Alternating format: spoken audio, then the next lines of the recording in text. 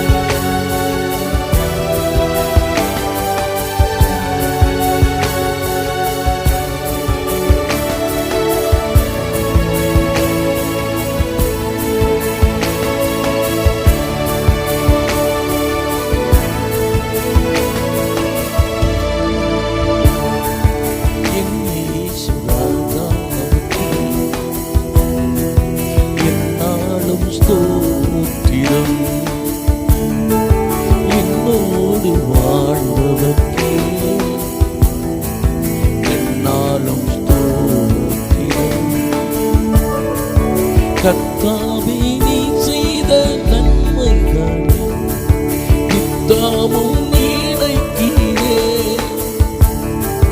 கர்த்தாவே நீ செய்த நன்மைகள் நித்தமும் நினைக்கிறே. முழு உள்ளத்தோடு உன்னாமம், முழு உள்ளத்தோடு உன்னாமம் பாடி புகழுவே, பாடி புகழுவே. என் இயேசு ராஜாவுக்கு என்னாலும் ஸ்தோத்திரம். என்னோடு வாழ்பவர்க்கே என்னாலும் ஸ்தோத்திரம். பாவங்கள் அனைத்தும் மன்னித்தீரே, நோய்களை சுகமாக்கி. பாவங்கள் அனைத்தும் மன்னித்தீரே, நோய்களை சுகமாக்கினீ. எனது ஜீவனை அழிவில் நின்று, எனது ஜீவனை அழிவில் நின்று காத்து ரட்சித்தீரே, காத்து ரட்சித்தீரே. என் இயேசு ராஜாவுக்கே என்னாலும் ஸ்தோத்திரம். என்னோடு வாழ்பவர்க்கே என்னாலும் ஸ்தோத்திரம். நேருக்கப்பட்டேன், தள்ளப்பட்டேன், நேசர் நீரானைத்தீரே. நேருக்கப்பட்டேன், தள்ளப்பட்டேன், நேசர் நீரானைத்தீரே. கைவிடப்பட்டு காதறியே, கைவிடப்பட்டு காதறியே. கர்த்தர் நீ தேற்றி, கர்த்தர் நீ தேற்றி. என் இயேசு ராஜாவுக்கு என்னாலும் ஸ்தோத்திரம். என்னோடு வாழ்பவர்க்கே என்னாலும் ஸ்தோத்திரம். இனி நான் வாழ்வது உமக்காக, உமது மகிமைக்காக. இனி நான் வாழ்வது உமக்காக, உமது மகிமைக்காக. உம் அன்பை எடுத்து சொல்லுவேன், உம் அன்பை எடுத்து சொல்லுவேன். ஓயாமல் பாடு, ஓயாமல் பாடுவேன். என் இயேசு ராஜாவுக்கு என்னாலும் ஸ்தோத்திரம். என்னோடு வாழ்வதற்கு என்னாலும் ஸ்தோத்திரம். என் இயேசு ராஜாவுக்கு என்னாலும் ஸ்தோத்திரம். என்னோடு வாழ்வதற்கு என்னாலும் ஸ்தோத்திரம். பெரிய தேவனுக்கு மகிமை உண்டாகட்டும். வார்த்தையை மகிமைப்படுத்தும். இயேசு கிறிஸ்துவின் ஜெபிக்கிறோம் ஜீவனான பிதா, ஆமென். 1 பேதுரு 5:7 வாசிக்கலாம். அவர் உங்களை விசாரிக்கிறவரானபடியால் உங்கள் கவலைகளை எல்லாம் அவர் மேல் வைத்து விடுங்கள்.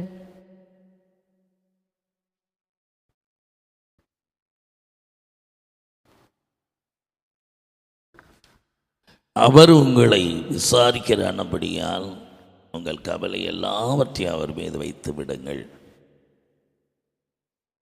இந்த நாளிலே கர்த்தருடைய அவர் நம்மை விசாரிக்கிறவர். இந்த பூமியில் எவ்வளோ பெரிய மனிதனாக இருந்தாலும் பிரச்சனைகள் வரும்போது, கஷ்டங்கள் வரும்போது, வியாதிகள், பலவீனங்கள், நெருக்கங்கள் வரும்போது யாராவது நம்மளை விசாரிக்க மாட்டாங்களா என்ற ஒரு எண்ணம் இயேசுவான ஒரு சிலுவைக்கு தேவ சித்தத்தை, பிதாவின் விருப்பத்தை நிறைவேற்றி போவதற்கு முன்னாடி தன்னோடு இருந்த சீசரோடு தன்னுடைய யாகுலத்தை பகிர்ந்து கொண்டார் என்று. தன்னோடு கூட இருக்கிறவர்கள் தன்னோடு இருக்க வேண்டும் என்று விரும்பினார். அந்த நெருக்கமான சூழ்நிலைகளில், அந்த சரீர பிரகாரமான ஒரு துக்க நேரம், அது பாடு நிறைந்த நேரம், பேதுரு, யாக்கோபு, யோவான் இவங்களாம் கூட்டிகிட்டு போய் அவர் 12 அப்போஸ்தலர் இருந்தாலும் இந்த 3 பேரையும் முக்கியமாக அழைத்து தன்னோடு இருக்கவும் தன்னுடைய வியாகுலங்களை பகிர்ந்து கொள்ள விரும்பினார். ஆனால் அவர்கள் தன்னோடு இருக்கிற அந்த சூழ்நிலையில் அவர்கள் ஜெபம் பண்ணி கொண்டு இருக்கும்போது இவர்களாம் அந்த நேரத்தில் தூங்கி கொண்டு இருந்தாங்க. அந்த நிலைமையிலையும் ஆண்டவர் அவர்களுடைய எதிர்பார்க்கிறார் தன்னோடு ஜெபம் பண்ணணுன்று. ஆனால் ஆண்டவர் விருப்பத்துக்கு எதிர்மறையாக அவங்க காணப்பட்டாங்க. இருந்தாலும் சொல்கிறார், சரி மனுஷகுமார் காட்டி கொடுக்குற வேலை வந்து சின்ன போய் நல்லா தூங்குவட்டார். அதே போல் மாம்சத்தில் இருந்த நாட்களின் வேதை சொல்கிறது, நம்மை போல அவர் பாடு உள்ளவராக இருந்தாருன்னு எபிரேயர் ஆக்கின்னு சொல்கிறார். அவருக்கும் நம்மை போல பசி இருந்தது, தூக்கம் இருந்தது, தாகம் இருந்தது, எல்லாம் இருந்தது. தேவகுமார் மனுஷகுமார் இந்த பூமியில் அவதரிக்கும் போது அந்த நிலைமையில் அவர் நம்மை போல எல்லா விதத்திலையும் சோதிக்கப்பட்டு பாடுபட்டதினால சோதிக்கப்படுகிற எல்லாருக்கும் உதவி செய்ய வல்லவர். ஆனால் அது கேட்குற அன்பான தேவனுடைய பிள்ளைகள், எவ்வளோ பெரிய தேவ மனுஷனாக இருந்தாலும் கர்த்தருடைய பிள்ளைகளாக இருந்தாலும் உங்களை விசாரிக்க வேண்டும் என்று விரும்புவீங்க. எப்போது நிரந்தரமான உறவு ஆண்டவராக இயேசு கிறிஸ்து. ஏன்னா அவர் நம்மை போல சோதிக்கப்பட்டு பாடுபட்டதுனால சோதிக்கப்பட்டு உதவி செய்ய வல்லவராக இருக்கிறார், நான் போதுமானவராக இருக்கிறான். அதனால் இந்த வார்த்தையை நான் இந்த செய்தி ஆவியானவர் உடைய நடத்தும்படி உங்களுக்கு இந்த செய்தி யார் கேட்குறீங்க, எந்த சூழ்நிலை இருக்குன்னு தெரியும். ஆனாலும் கர்த்தர் உங்களை விசாரிக்கிறார். விசாரித்து அப்படியே போய் விடுகிறவர் அல்ல. அவர் நானே உன் பரிகாரை கர்த்தர் சொன்னவர். அவர் பரிகாரம் செய்கிறவர், பரிதபிச்சு போகிறவர் அல்ல, இல்லை பரிதாபம் பண்ணிட்டு போகிறவர் அல்ல. நமக்காக பரிகாரம் செய்ய சிலுவையிலே நமக்காக மரித்து எல்லாவற்றையும் செய்து முடிச்சிட்டார். அதனால் மனுஷனுக்கு நேற்று சோதனையால் வேறு சோதனை இல்லை, தாங்கிக் கொள்ளக்கூடிய பலனை தப்பித்துக்கொள்ளுடைய போக்கையும் காண்பிப்பேன்னு சொன்னார். அதனால் தேவ பிள்ளைங்க செய்தி கேட்குறவங்க யாவருக்கும் ஆண்டவர் உங்களுக்கு நல்ல ஒரு மகிமையான ஆறுதலின் வார்த்தையை கொடுக்குறாரு. அவர் உங்களை விசாரிக்கிறவர். உங்கள் கவலையெல்லாம் எதை குறித்து கவலைப்படுறீங்களோ அதையெல்லாம் வச்சுருங்க. கர்த்தர் மேல் பாரத்தை வைங்க. அவரே ஆதரிப்பார். நீதிமான் கால்களை தள்ளாட விட மாட்டார். அதனால் சோர்ந்து போய் இருக்கிற உங்களுக்கு இன்றைக்கு வார்த்தையினால் வல்லமையினால் பலப்படுத்தும்படி பரிசுத்த ஆவியானவர் இந்த வார்த்தையின் மூலமாக நம்மளோட பேசுவார். அவர் முதலாவது நம்மை விசாரிக்கிறவர். எந்த சூழ்நிலையிலையும் எந்த காரியத்திலையும் அவர் கடந்த காலமாக நிகழ்காலம் எதிர்காலம் இருந்தாலும் ஒரு வார்த்தை ஆண்டவர் கேட்பார். ஒவ்வொரு விஷயங்களையும் ஒவ்வொரு சம்பவங்களையும் வேதத்திலிருந்து சில காரியங்களை நம்ம தியானிக்க போகிறோம். முதலாவது வருத்தப்பட்டு பரசுமுக்க நீங்கள் எல்லோரும் வாங்க என்கிட்ட இளைப்பாருங்கிறார். என்னிடத்தில் வந்து கற்றுக்கொள்ளுங்கிறார். சாந்தமும் மனத்தாழ்மையுமாக இருக்கிறேன், நுகத்தை என் மேலே ஏற்றுக்கொள்ளுங்கிறார். அப்படின்னா என் மேலே ஏற்றுக்கொள்ளுங்க, என்னிடத்தில் வந்து கற்று என் நுகம் மெதுவாய் என் சுமை லகுவாக இருக்கும் என்று சொல்லுவாங்க. ஆத்மாவுக்கு இளைப்பாறுதல் வரும்னார். அதனால் இந்த வேலையில் பரிசுத்த ஆவியானவர் உங்களுடைய ஆத்மாவுக்கு இளைப்பாறுபடும் ஒன்றை குறித்து கவலைப்படாமல் பிலிப்பியர் சபைக்கு எழுதுகிறார். எல்லாருடைய ஸ்தோத்திரத்தோட விண்ணப்பங்களை தேவனுக்கு நேராக தெரியப்படுத்துங்கன்னு சொன்னார். அதனால் ஆண்டவருக்கு தெரியப்படுத்துங்க. எல்லா புத்திக்கு மேலான ஒரு சமாதானம் இருதயத்தையும் சிந்தை ஆள கிடவது. சரி, இப்போது ஆண்டுடைய பிள்ளைகள் வார்த்தையை நம்ம தியானிப்பதற்கு முன்னாடி இயேசு கிறிஸ்து இந்த வார்த்தைகளை நமக்கு ஆறுதலான ஒரு செய்தியாக கொடுக்கிறார். முதலாவது ஆண்டவர் நம்மளை 1 பேதுரு 5:7 விசாரிக்கிறவர். மார்த்தாளை பார்த்து லூக்கா 10:41-42 பார்த்தீங்கன்னா, இயேசுவானவர் பெத்தானியாவுக்கு லாசர் வீட்டுக்கு வந்திருக்கிறாரு. ஆனாலும் இப்போ வந்த மரியாள் இயேசு பாதத்தில் உட்காந்துருக்க பல காரியங்களை தலையிட்டு பற்பல காரியங்களை செய்து கொண்டிருந்தான். அப்போது ஆண்டவர்கிட்ட கேட்குறேன், நான் தனிமையாக இருக்கிறத குறித்து நான் ஒருவனாக அந்த பாரத சமூகமுக்கு கவலை கிடையாதா? என் சகோதரி எனக்கு உதவி செய்ய சொல்லுங்களேன் அப்படின்னு சொல்லி கேட்குறான். அப்போ தான் ஆண்டவர் சொன்னார், மாத்தாளே பற்பல காரியங்களை குறித்து நீ கவலைப்பட்டு கலங்குகிற தேவையான ஒன்று தானே. மரியாளோ தன்னை விட்டு எடுபடாத நல்ல பங்கை தெரிஞ்சுக்கிட்டான் அப்படின்னா. அப்போ இயேசுன்னு பாதத்தில் உட்காருகிற அந்த மேன்மையை உன் சகோதரி தெரிஞ்சுக்கிட்டா, உனக்கு தெரியாமல் போயிடுச்சு. பல காரியங்களை நீ கவலைப்படுறேங்கிறார், பல காரியங்களை தலையிடுகிறேங்கிறார். அதெல்லாம் சோதனையிலேயே சோதிக்கப்பட்டு இழுக்கப்பட்டு நீயா பிரச்சனையை உனக்கு நேராக அவனவன் தன் சுய இச்சைகளை இழுப்புண்டு சோதிக்கப்படுகிறான் சொல்லப்பட்ட வார்த்தையின்படி நீ அந்த மாதிரி சோதனை சிக்கிக்கிட்ட அப்படி சொன்னார். தேவையான ஒன்று தானே என் பாதத்தில் வந்து உட்காருங்கிற. அப்போது ஆண்மை உடைய கவலைகளை தீர பாரங்களை சொல்ல ஒரே இடம் ஆண்டுடைய சமூகம்தான். அவர் நம்ம விசாரிக்கிறவராக இருக்கிறதுனால முதலாவது மார்த்தாளை பார்த்து சொன்னார், என் பாதத்தில் வந்து உட்காரு. உன் சகோதரியை பார்த்தியா, தேவையான ஒன்று தானே, தேவையில்லாமல் இது கவலைப்படுறேன். என்னுடைய பாதம் ஒன்று போதும், உன் பிரச்சனைகளுக்கும் உன்னுடைய கவலைகளுக்கும் பதில் உண்டு அப்படிங்கிறார்.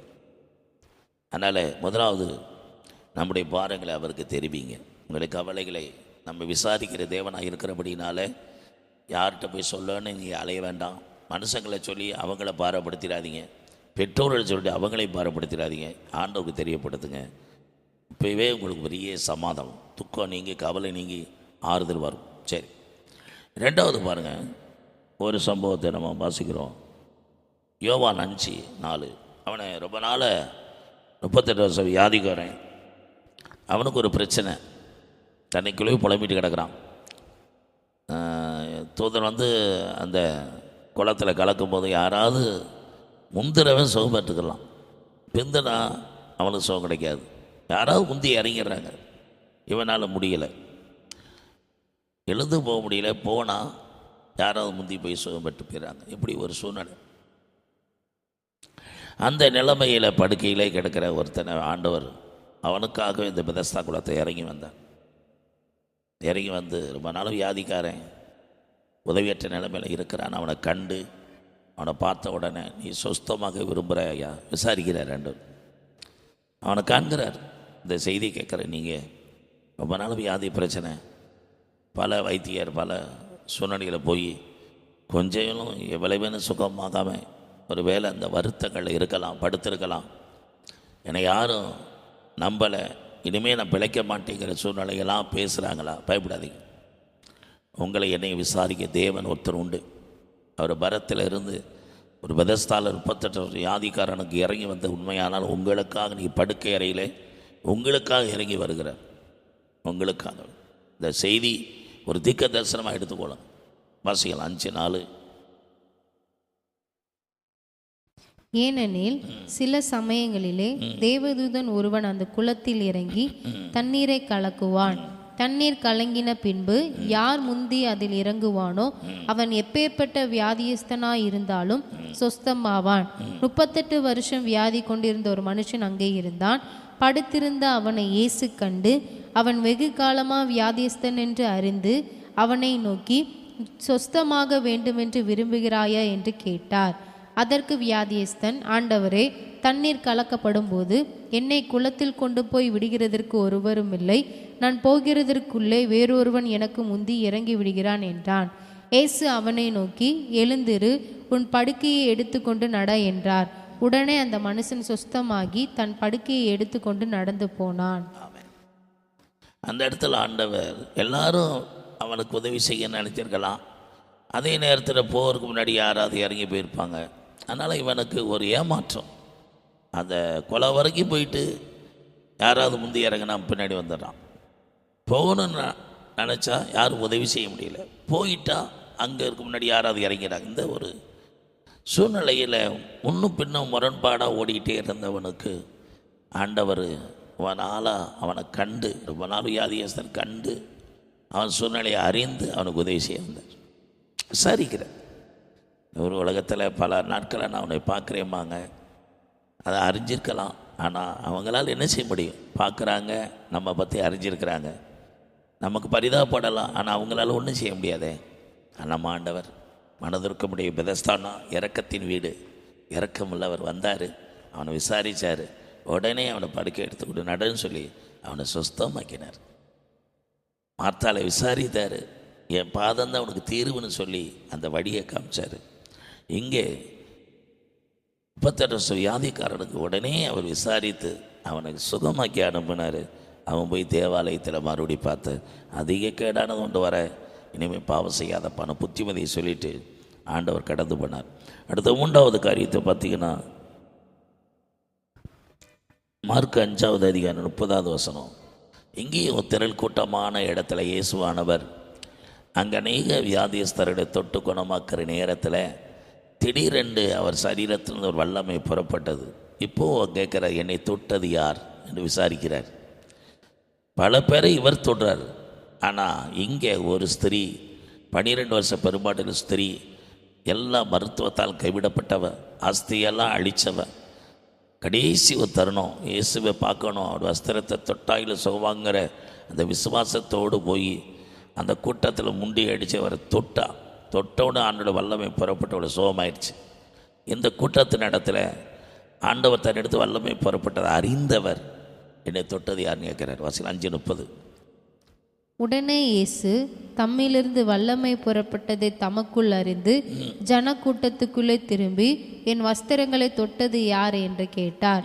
அவருடைய சீஷர்கள் அவரை நோக்கி, திரளான ஜனங்கள் உம்மை நெருங்கி கொண்டிருக்கிறதை நீர் கண்டும் என்னை தொட்டது யார் என்று கேட்கிறீரே என்றார்கள். இதை செய்தவளை காணும்படிக்கு அவர் சுற்றிலும் பார்த்தார்.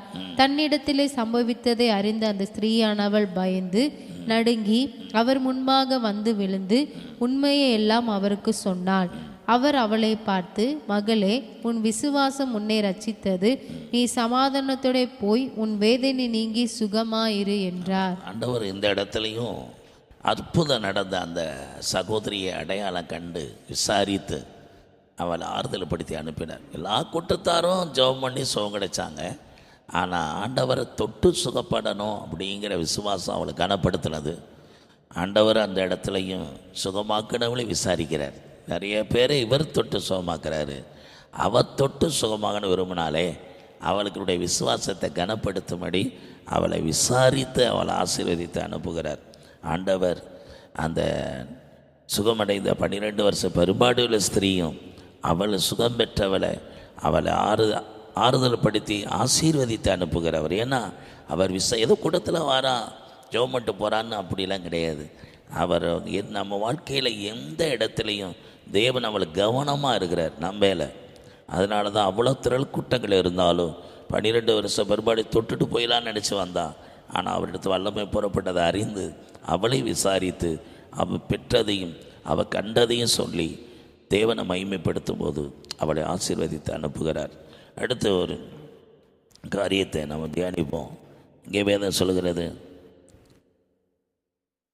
மத்தேயு 16வது அதிகாரத்தில் 13வது வசனம். இயேசு சீசர்கள்லாம் ஊழியத்தை தொடங்கி பல பட்டணம் கிராமங்கள்லாம் போயிட்டு வந்துக்கிட்டு இருக்கும்போது ஆண்டவர் விசாரிக்கிறார். ஏப்பா சீசரை நோக்கி, இந்த ஊர் மக்கள் என்னை யாருன்னு சொல்கிறாங்க? ஒரு விசாரணையை போட்டு பார்க்கார்.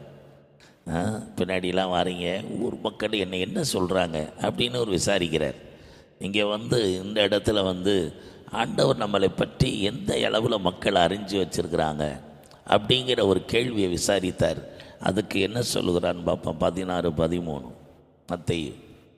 பின்பு இயேசு பிலிப்பு செசேரியாவின் திசைகளில் வந்தபோது தம்முடைய சீஷரை நோக்கி, மனுஷகுமாரனாகிய என்னை ஜனங்கள் யார் என்று சொல்லுகிறார்கள் என்று கேட்டார். அதற்கு அவர்கள், சிலர் உம்மை யோவான் ஸ்நானன் என்றும், சிலர் எலியா என்றும், வேறு சிலர் எரேமியா அல்லது தீர்க்கதரிசிகளில் ஒருவர் என்றும் சொல்லுகிறார்கள் என்றார்கள். அப்பொழுது அவர், நீங்கள் என்னை யார் என்று சொல்லுகிறீர்கள் என்று கேட்டார். சீமோன் பேதுரு பிரதியுத்தரமாக, நீர் ஜீவனுள்ள தேவனுடைய குமாரனாகிய கிறிஸ்து என்றான். இயேசு அவனை நோக்கி, யோனாவின் குமாரனாகிய சீமோனே, நீ பாக்கியவான். மாம்சமும் இரத்தமும் இதை உனக்கு வெளிப்படுத்தவில்லை, பரலோகத்தில் இருக்கிற என் பிதா இதை உனக்கு வெளிப்படுத்தினார். அப்போது திலான ஜனங்களுக்கு உதவி அற்புதம் நடத்துகிறாரு, அடையாளம் செய்கிறாரு. அநேக மக்கள் நன்மையை பெறுறாங்க. இந்த நன்மையை யார் மூலமாக, நன்மையை கொடுக்கிறவர் யாருன்னு அறியாமலே இருக்காங்களே அப்படிங்கிற ஒரு கேள்வியை நம்மளை பற்றி எந்த விதத்தில் அறிஞ்சிருக்கிறாங்கன்னு கேட்க, ஒரு பிதாக்கள் சொல்லப்பட்ட தீர்க்க தரிசிகளை குறித்து சொல்லி கொண்டே இருக்கும்போது தன்னோடு இருந்த பேதுரு மாத்திரம் இயேசுவை யார் என்று அறிஞ்சு அவருக்கு ஒரு சந்தோஷம். பரவாயில்ல, எத்தனையோ மக்கள் நன்மையை பெற்றாலும் தன்னோடு இருக்க ஒருத்தனாவது நம்மளை பற்றி அறிஞ்சு வச்சிருக்கிறான்னு சொல்லி அவனை ஆசீர்வதிச்சார். இதை கேட்குற தேவனுடைய பிள்ளைகள் அநேக நன்மைகளை ஆசீர்வாதங்களை பெறுறோம். கர்த்தராகிய இயேசு கிறிஸ்து மூலம், ஆண்டவர் மூலம் தான் அந்த நன்மையை பெறேன் அப்படின்னு அறியாமலே நம்ம அவர் ஆண்டவர் சமூகத்தில் வாழ்ந்துக்கிட்டே இருப்போம்னா ஒரு பிரயோஜனம் இல்லையே. இவ்வளோ நன்மைகளை பெறுகிறோம். இந்த நன்மைகளுக்கு காரணம் ஆண்டவர் தான், அவர் மூலமாக தான் நான் பிழைச்சிருக்கேன், வாழ்ந்துருக்கிறேன் அப்படின்னு அறியணும்ல. அவர் அறிகிற விதம் அறியணும்ல. அதனால தான் அந்த இடத்துலையும் தன்மை பின்பற்றிய சீசர்களை பார்த்து ஒரு கேள்வி கேட்டு அதில் ஒருத்தன் நம்மளை பற்றி அறிஞ்சிருக்கிறானே, நீ ஆசீர்வாதமாக இருப்பேன்னு சொல்லிட்டார். அதுக்கு அடுத்த சம்பவத்தில் யோவானில் வரும்போது ஒரு 70 பேர் ஊழியம் செய்தாங்க. அதில் சிலர் கடினமான உபதேசம், இதெல்லாம் யார் பின்பற்றுவா அப்படின்னு சொல்லி அநேகர் பின்வாங்கி போனாங்க. அந்த நேரம் 12 அப்போஸ்தலரை பார்த்து இந்த கேள்வி கேட்குறாரு, நீங்களும் போய்விட மனதாக இருக்கிறீர்களா அப்படின்னு. என்ன அர்த்தம்? இந்த 70 பேரும் போயிட்டான், இந்த 12 பேராவது நிலைச்சிருப்பானான்னு ஒரு கேள்வி, ஒரு விசாரணை, சுட்டு விசாரணையை பார்த்தார். அதாவது தன்னை பற்றி எப்படி அறிஞ்சு கொண்டான்னு கேட்டவர் இப்போ தன்னை பின்பற்றுவதில் இப்படி உடன்பாடு இல்லாமல் இந்த கடினம்னு சொல்லி பின்வாங்கி போகிறாங்கல்ல, இவன் எப்படி இருப்பாங்கன்னு ஒரு கேள்வி கேட்கும்போது யோவான் 6:67. அப்பொழுது இயேசு 12 நோக்கி, நீங்களும் போய்விட மனதாயிருக்கிறீர்களோ என்றார். சீமோன் பேதுரு அதற்கு பிரதியுத்தரமாக, ஆண்டவரே, யாரிடத்தில் போவோம்? நித்திய ஜீவ வசனங்கள் உம்மிடத்தில் உண்டு. நித்திய ஜீவ வசனம் உம்மிட்ட இருக்குதே, எங்க போவோம்? அதே பேதுரு தான் சொல்றான். ஆண்டவர் 2வது பரீட்சையிலையும், முதல் பரீட்சையில் அவர் யாருன்னு புரிஞ்சவன், 2வது பரீட்சையிலையும் உம்மிடத்தானே நித்திய ஜீவன் இருக்குங்கிறான். முதலாவது நீர் ஜீவனுள்ள தேவனுடைய குமார் கிறிஸ்துன்னு சொன்னவர் தான். 2வது கேள்வியிலையும் அந்த பாடுகளை கண்டு விலகி ஓடுற கூட்டத்தில் பார்த்து இவன் தான் முந்தி சொல்லுகிறான், நீர் தான் ஜீவனுள்ள தேவனுடைய குமாரனை கிறிஸ்து. ஜீவ வசனம் உங்கள்கிட்ட இருக்க, நாங்கள் எங்கே போவாண்டவரை, உம்மை தவிர எங்களுக்கு பொழப்பே இல்லை, நீர் தான் நித்திய ஜீவன் சொல்கிறான். அப்போ ஆண்டவர் இந்த ஊழியத்தில் இவ்வளோ அற்புதம் அடையாளங்கள் செய்தாலும் தன் பின்பற்றி வருகிற கூட்டம் என்ன மனநிலையில் இருக்கிறாங்கன்னு சொல்லி ஒரு விசாரித்து வருகிறார். கடைசி லூக்கா 17:18 வாஸ்தவம்னா, ஒரு 10 குஷ்டரோகி ஆண்டவர்கிட்ட வராங்க. ஆண்டவரே சுத்தமானுங்க சுத்தமாக்குன்னு சொல்லி போகிற வழியில் ஆசாரின்னு காண்பிங்கிறாரு. போகிற வழியிலே சுத்தமாயிட்டாங்க. அதில் ஒருத்தன் வந்து தான் ஆண்டவரை மகிமைப்படுத்துகிறான். ஆண்டவர் கேட்குறாரு, சுத்தமான ஒரு 10ல் மீத 9 பேரை எங்கன்னு கேட்குறாரு. வாசிக்கலாம் 17. அப்பொழுது இயேசு, சுத்தமானவர்கள் 10 பேர் அல்லவா, மற்ற 9 பேர் எங்கே அப்படின்னு கேட்குறாரு. அடுத்த வாசனம் பாரு. தேவனை மகிமைப்படுத்துகிறதற்கு இந்த அந்நியனே ஒழிய மற்றொருவனும் திரும்பி வர காணோமே என்று சொல்லி, எப்பா 10 பேர் சுகம் பெற்றீங்க, ஒருத்த மாத்திரம் வந்து தேவனை மகிமைப்படுத்துகிறானே, மீது மற்ற 9 பேர் எங்க கேட்குறாரு. அடுத்த ஆண்டவர் என்ன சொல்கிறாரு, இவ்வளோ நன்மைப்பட்டவன் தேவனை மகிமைப்படுத்தணும்னு எதிர்பார்க்குறாரு. அதான் கேட்குறாரு, மீது 10 பேர் எங்க. இந்த ஊழியத்தில் ஆண்டவர் எப்படி ஒவ்வொரு ஸ்டெப்பாக கொண்டு வர்றாரு. அந்த அந்த ஒருத்தனும் அந்நியன், இஸ்ரவேல் இல்லை.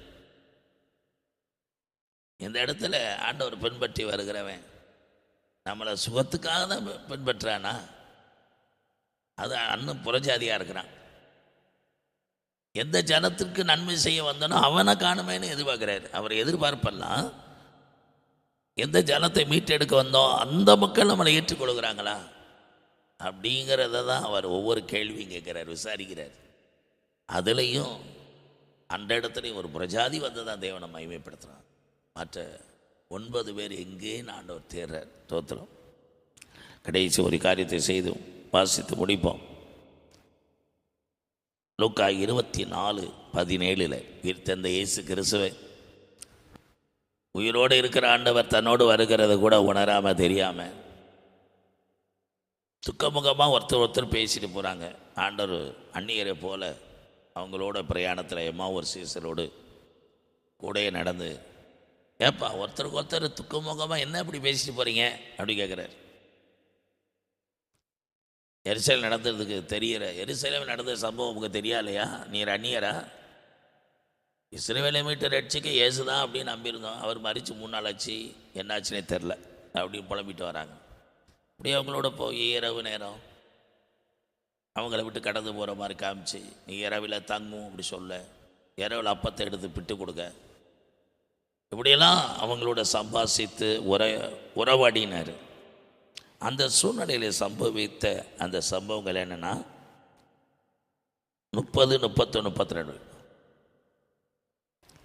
அவர்களோட அவர் பந்தி இருக்கையில் அவர் அப்பத்தை எடுத்து ஆசீர்வதித்து அதை பிட்டு அவர்களுக்கு கொடுத்தார். அப்பொழுது அவர்களுடைய கண்கள் திறக்கப்பட்டு அவரை அறிந்தார்கள். உடனே அவர் அவர்களுக்கு மறைந்து போனார். 31. அவர் இருதயத்தை நம் வசனத்தை தியானித்த போது உள்ள கொழுந்து. அப்பொழுது அவர்கள் ஒருவரை ஒருவர் நோக்கி, வழியிலே அவர் நம்முடனே பேசி வேத வாக்கியங்களை நமக்கு விளக்கி காட்டின பொழுது நம்முடைய இருதயம் நமக்குள்ளே கொழுந்து விட்டு எரியவில்லையா என்று சொல்லிக்கொண்டு அந்நேரமே எழுந்திருந்து எருசலேமுக்கு திரும்பி போய் 11 அவர்களோடு இருந்தவர்களும் கூடியிருக்க கண்டு, கர்த்தர் மெய்யாகவே உயிர்த்தெழுந்து சீமோனுக்கு தரிசனமானார் என்று அவர்கள் சொல்ல கேட்டு, வழியில் நடந்தவைகளையும் அவர் அப்பத்தை பிற்கையில் தாங்கள் அவரை அறிந்து கொண்டதை விவரித்து சொன்னார்கள். அந்நேரமே இவைகளை குறித்து அவர்கள் பேசிக்கொண்டிருக்கையில் இயேசு தாமே அவர்கள் நடுவிலே நின்று, உங்களுக்கு சமாதானம் என்றார். நம்முடைய ஆண்டவர் நம்மளை விசாரிக்கிறவர். எந்த நிலைமையிலே உயிரோடு எழுந்த ஆண்டவரும் உயிர்த்தெழுந்த பிறகும் தன்னுடைய நம்பிக்கையற்ற நிலைமையில் உயிர்த்தெழுதலை குறித்த ஒரு நம்பிக்கையற்ற நிலைமையிலிருந்து சீசர்களுக்கும் தன்னை அறிமுகப்படுத்தும் போது அங்கே சீமோன் பேதுருக்கு தான் தரிசனமானார்ன்னு இருக்கு. இந்த இடத்துல ஒரு ஆழமான உண்மையை கண்டுபிடிக்கிறோம். ஆண்டவரை தன்னை விசாரிக்கிற அந்த தேவன் எந்தெந்த மனநிலை உள்ள மக்கள் யாராருக்கு எப்படி அவர் விசாரித்து பார்த்த வகையில் பேதுரு ஒருத்தந்தான் அவருடைய எதிர்பார்ப்புக்கு காத்திருந்தான். மறுதளித்து போனாலும் ஊழியம் செய்யும் போதும் அவன் தான் சொல்கிறான், நீ ஜீவனுள்ள தேவனுடைய குமாரன் கிறிஸ்து.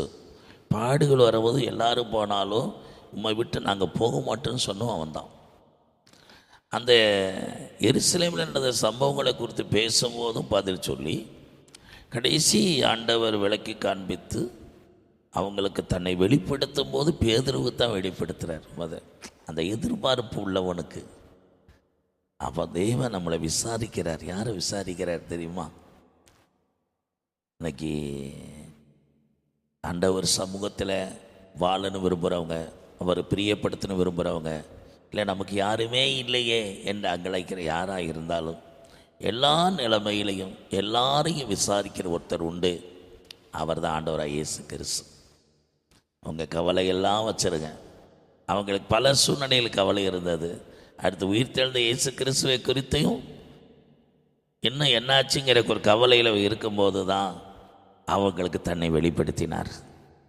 ஆண்டவர் சொன்னாரே இன்னும் உயிர்த்தெழவில்லையேங்கிற ஒரு சோகத்தில் போய்கிட்டு இருக்கும்போது தான் அவர் அந்நியரை போல காமிச்சு அவங்களுக்கு நடுவில் போய் தரிசனமானார். இது கேட்குறாருமே எனக்கு கர்த்தருடைய பிள்ளைகளே, எனக்கு தேவ சமூகத்தில் உட்கார்ந்துருந்து இன்றைக்கு ஆண்டவருக்குரிய காரியங்களையோ இல்லை என்னை யார் விசாரிக்க ஒருத்தர் எந்த உங்கள் செல்ஃபுக்கா இல்லை மற்றவுடைய உதவிக்கா இல்லை ஆண்டவுடைய சித்தத்தை எந்த மனபாரம் கவலை உங்களை நெருக்குதோ, ஆனால் அந்த நிலையில் தேவன் உங்களை விசாரிக்கிற நடுவில் தரிசனமாக இருக்கிறார்.